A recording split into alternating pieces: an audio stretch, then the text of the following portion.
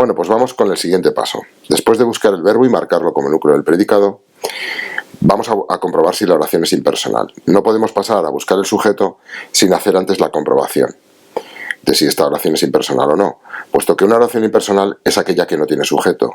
Por lo tanto, no vas a buscar un sujeto en aquella oración donde no existe. Antes de explicarte la oración impersonal y los tipos, debo decirte que debes saber todos estos pasos y tenerlos en la cabeza. Tienes que memorizarlos y luego asumirlos para saber hacer uno a uno cuando te enfrentas a una oración. Así que no te queda más remedio que aprendértelos y luego en la práctica vas a saber que los vas a seguir casi automáticamente. Bueno, pues vamos a ver lo que es una oración impersonal. Os he preparado una serie de ejemplos. En este caso son 4 tipos de oraciones impersonales.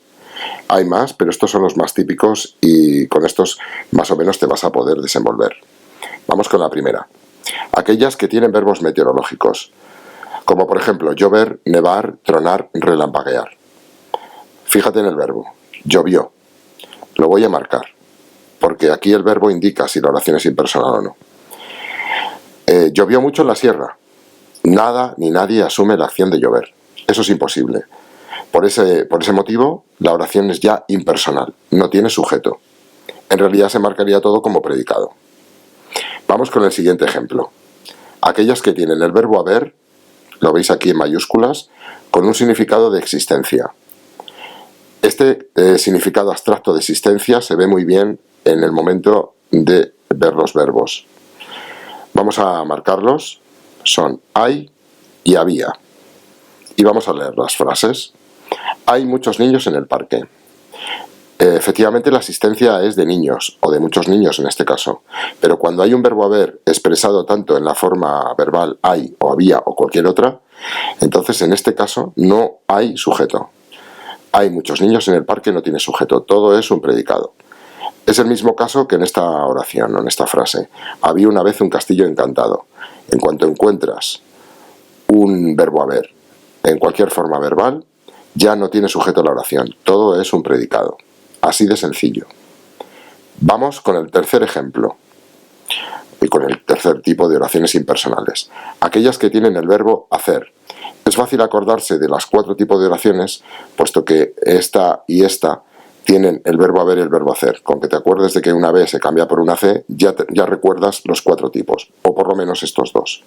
Bueno, pues la tercera. Aquellas que tienen el verbo hacer con significado de temporalidad y meteorología.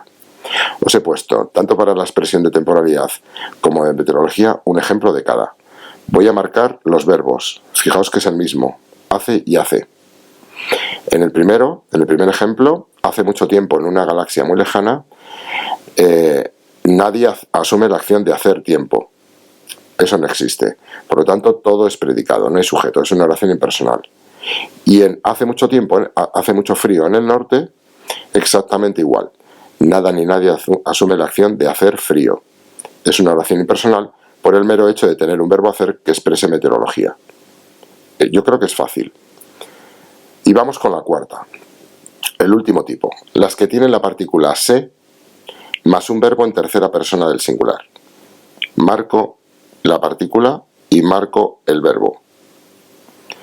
En este tipo de construcciones, por ejemplo aquí, se vive muy bien aquí, nada ni nadie asume la acción de vivir. Se vive muy bien aquí. Es como una expresión general. Y eso indica que esta oración no tiene sujeto y que todo es predicado. Yo creo que no son difíciles y que tienes que recordarlas antes de continuar el análisis y meterte ya con los complementos del verbo.